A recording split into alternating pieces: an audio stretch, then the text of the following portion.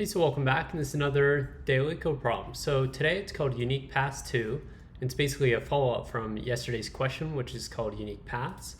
And so essentially what you're given here is a two-dimensional matrix where you want to get this robot to this star. And so the way you could do that is say you go down this path, or you could bring him through this path. So what's different from yesterday's question is you can see here what this is basically an obstacle that prevents you from kind of using this cell here. And so basically if you hit that, well, you can't continue onwards, so you can't consider any path, say, through there. So there's only two valid paths. So basically what this question is asking you is just count the number of possible paths to reach that star without hitting an obstacle. And so like I just showed, there's two paths there, and there's only one path here because, well, that's an obstacle. And just because if you don't remember yesterday's question or you didn't do it, the only other constraint here is that your robot can only go down one cell or to the right one cell.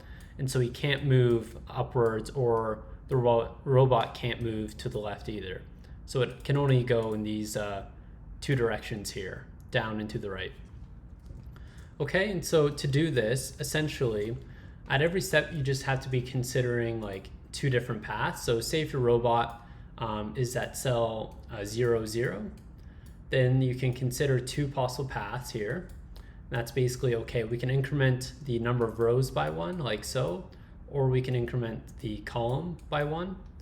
And then once again, from these paths onwards, as long as we didn't hit an obstacle or we didn't hit this finish line here, we can once again increment them again. So we could increment the rows, so that would be at this point here, or we could increment the column, which means that it would then hop here. But as you can see, we hit an obstacle here, so basically there's no more paths that we can go down.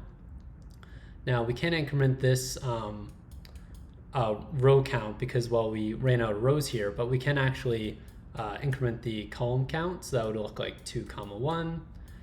And then once again, we can't increment the rows, but we can increment the column count to reach the star, and that would be 2, 2. And that's basically a one possible path. So we'd basically propagate a +1 here up the chain to the max, or to the kind of the initial call to this function.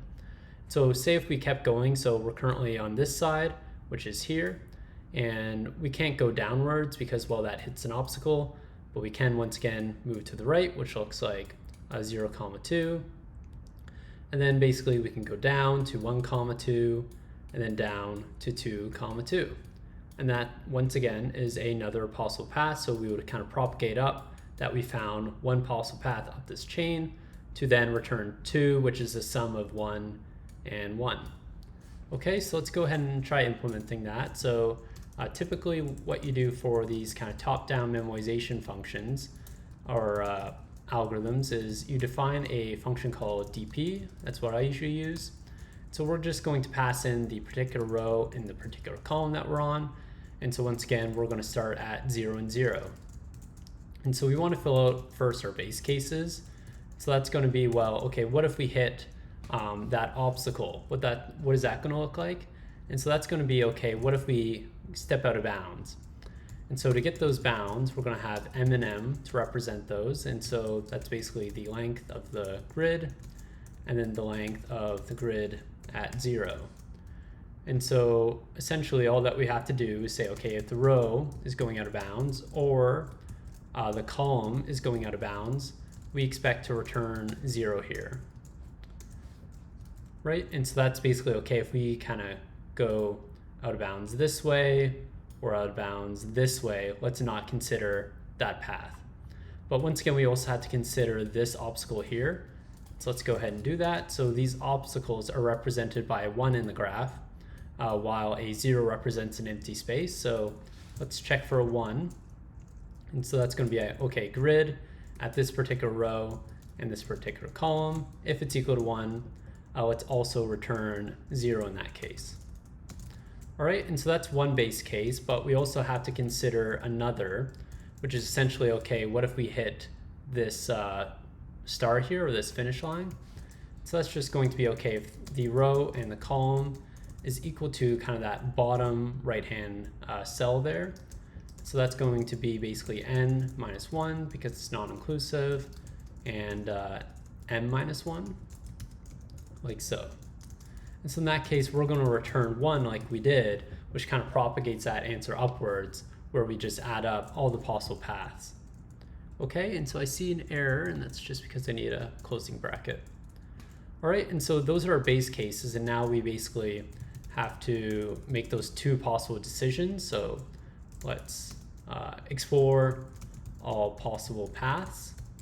And so at every single point, we kind of have two choices that we can go down, or two different possible paths, which is incrementing the column count or incrementing the row count, which is essentially just two recursive calls of, okay, let's go down one row, or we can move to the right column.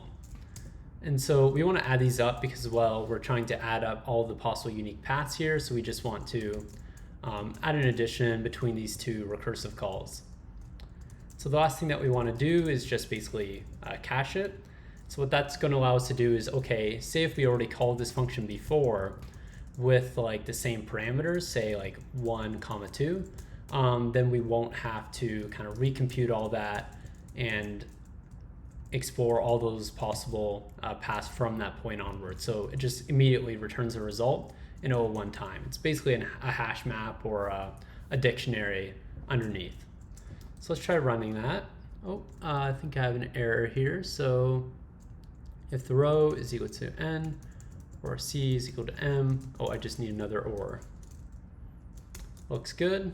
And success. So that's today's daily Leetcode problem. So for time and space complexity, it's basically O of n by m, which is basically the size of the matrix itself. And then the space complexity is the same thing because, well, we're adding caching here. In the worst cases, we're going to have to cache all the possible unique combinations of this matrix, which is basically O of n times m. So yeah, I hope that helped a little bit, and good luck with the rest of your algorithms. Thanks for watching.